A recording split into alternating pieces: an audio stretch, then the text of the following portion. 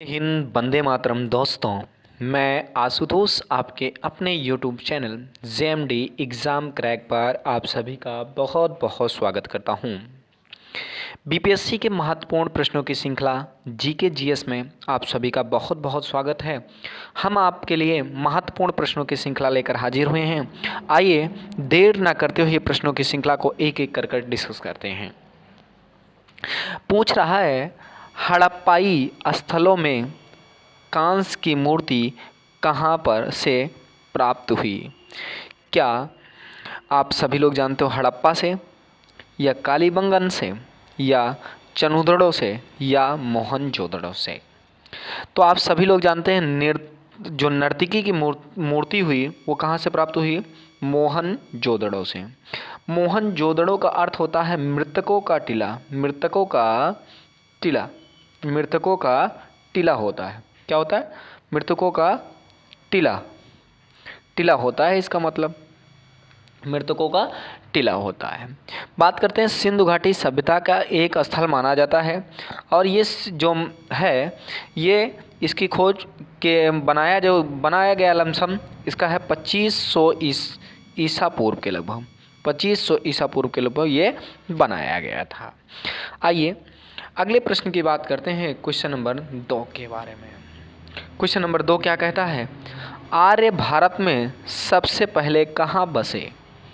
सप्त सिंधु प्रदेश में, गंगा घाटी में, गंडक के तट पर, ये सभी स्थानों पर। आप सभी लोग जानते हो, देखिए आर्य जो है वो मध्य एशिया से आए मैक्स मूलर के अनुसार। लेकिन अगर आए तो मध्य एशिया तो आप सभी लोग जानते हो भारत जो है उसके दक्षिण साइड में है। ठीक है, दक्षिण साइड में है। तो दक्षिण साइड में ऊपर से उत्तर से आते हुए भारत उत्तर में सबसे पहले कौन सी नदी पड़ती है? सिंधु। तो इससे सिंधु नदी पड़ती है। तो सिंधु प्रमुख नदी सिंधु है, तो सिंध के साथ सिंधु याद कर लीजिएगा। इसका ऑप्शन नंबर ए सही है। आपको प्रश्नों की सीरीज कैसी लग रही है कमेंट करके हमें ज़रूर बताइएगा। अगर प्रश्नों की सीरीज आपको अच्छी लग रही हो चैनल को लाइक सब्सक्राइब करना मत भूलिएगा। आइए क्वेश्चन नंबर अगले की बात करते हैं, क्वेश्चन नंबर 7 के बारे में। क्वेश्चन नंबर 7 क्या कहता है? आइए ध्यान दीजिए। कह रहा चौथे बौद्ध संगीति का आयोजन किसके शासनकाल में हुआ था? क्या कनिष्ठ के, क्या हर्षवर्धन के, क्या अशोक के, या चंद्रगुप्त मौर्य के? तो प्रथम बात करते हैं प्रथम की, पहले चौथे की बात छोड़ दीजिए। प्रथम बौद्ध संगीति जो हुई वो अजात शत्रु के शासनकाल में हुई थी। किसके शासन में? अजात शत्रु के। और द्वितीय बौद्ध संगीत जो हुई है, द्वितीय ध्यान दीजिएगा, प्रथम बौद्ध संगीत की बात करूंगा तो अजात शत्रु के शासनकाल में हुई। किसके? अजात शत्रु के शासनकाल में। और द्वितीय बौद्ध संगीत की बात करूंगा तो कालाशोक के शासनकाल में हुई। किसके? कालाशोक के। और तृतीय की बात करूंगा तो वो किसके काल में हुई? अशोक के। ये थर्ड बौद्ध संगीत हुई इनके काल में, तीसरी अशोक के। और चतुर्थ बौद्ध संगीत की बात करूंगा तो वो कनिष्ठ के काल में हुई। तो इसका ऑप्शन नंबर कौन सा सही हो जाएगा? B sir. इसका option number A is correct answer है। आइए क्वेश्चन नंबर 4 के बारे में बात करते हैं। कह रहा 1857 के विद्रोह के समय भारत का गवर्नर जनरल कौन था? तो आप पहली बात जानते हैं 1857 की क्रांति किसके कारण हुई? तो आप सभी लोग जानते हो ये एक बंदूक थी जिसे काटने के लिए मना करते हैं और उसमें क्या करते हैं आप इसलिए जानते हो, उसको हिंदू और मुस्लिम के आहत होती है, उससे 1857 की क्रांति भिड़ जाती है। बात करते हैं 1857 के समय जो गवर्नर था, क्या लॉर्ड डलहौजी था, क्या लॉर्ड कैनिंग था, या लॉर्ड डिम्पन था, या इनमें से कोई नहीं?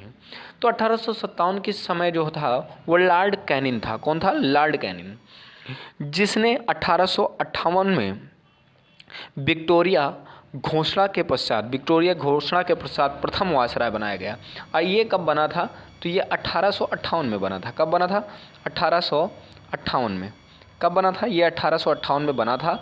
और विक्टोरिया, महारानी विक्टोरिया हुआ करती ये उस समय इंग्लैंड के, तो वहाँ से इसको धीरे से बनाया गया। आइए अगले प्रश्न की बात करते हैं, क्वेश्चन नंबर 5 के बारे में। क्वेश्चन नंबर 5 क्या कहता है, कह रहा है शाहनामा के रचनाकार कौन हैं? क्या अमीर खुसरो, क्या फिरदौसी, या अलबरूनी, या अबुल फजल? तो आप सभी लोग जानते हो शाहनामा के जो लेखक हैं वो अलबरूनी हैं। अलबरूनी माना जाता है, एग्जाम्पल सही होगा। आइए अक्सर क्वेश्चन नंबर आज के सेकंड लास्ट प्रश्न के बारे में बात करते हैं, और ये प्रश्न है क्वेश्चन नंबर 6। आइए ध्यान दीजिए क्वेश्चन नंबर 6 के बारे में। कह रहा निम्नलिखित में से कौन सा हिंदुस्तान संगीत शैली का हिस्सा नहीं है? तो आप सभी लोग जानते हो ध्रुपद शैली है, या चिल्लाना शैली, तिल्लाना है, या तराना है, या धाम। तो आप सभी लोग जानते हो हिंदुस्तानी संगीत शैली का हिस्सा कौन सा नहीं है? तो आप सभी लोग जानते हो ध्रुपद है, और क्या है, तिल्लाना भी है। ये सब जो होता है ये भरतनाट्यम से संबंधित है, ये दोनों भरतनाट्यम से संबंधित है। और धामर जो होता है ये भी है, ये ब्रज गायन से संबंधित है, बल्कि तराना जो है ये हमारे यहाँ का नहीं है। आपको प्रश्नों की सीरीज कैसी लग रही है कमेंट के माध्यम से ज़रूर बताइए। अगर प्रश्नों की सीरीज आपको अच्छी लग रही हो चैनल को लाइक सब्सक्राइब करना मत भूलिएगा। और आइए आज के अंतिम प्रश्न के बारे में बात करते हैं। कह रहा पृथ्वी के सबसे निकटतम ग्रह कौन सा है?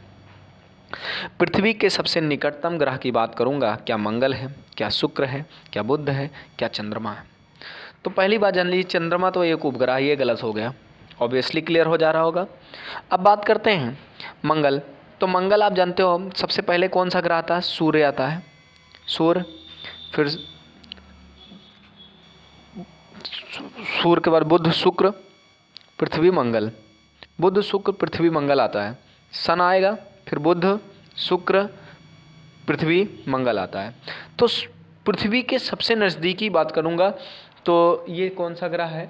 तो पृथ्वी के सबसे नज़दीक का जो ग्रह है वो कौन सा है? तो इसका ऑब्वियसली क्वेश्चन नंबर बी विकल्प होता है, इसका विकल्प नंबर बी शुक्र होता है। और शुक्र को ही भोर का तारा या सांझ का तारा भी कहा जाता है। मंगल को लाल ग्रह की संज्ञा दी गई है। अब बुध ब्रह्मांड का सबसे छोटा ग्रह माना जाता है, सौरमंडल का सबसे छोटा ग्रह माना जाता है। आपको मेरा ये एक्सप्लेनेशन कैसे लगा कमेंट के माध्यम से ज़रूर बताइए। अगर प्रश्नों की सीरीज आपको अच्छी लग रही हो लाइक सब्सक्राइब करना और से करना मत भूलिएगा, और ऐसे ही वीडियो पाने के लिए चैनल से जुड़े रहें। अगर इसका आप PDF चाहते हैं तो Telegram channel JMD exam crack Telegram channel को ज्वाइन कर लें और इसका PDF पाते रहें। धन्यवाद, मिलते हैं नेक्स्ट वीडियो में, तब तक के लिए जय हिंद, वंदे मातरम दोस्तों।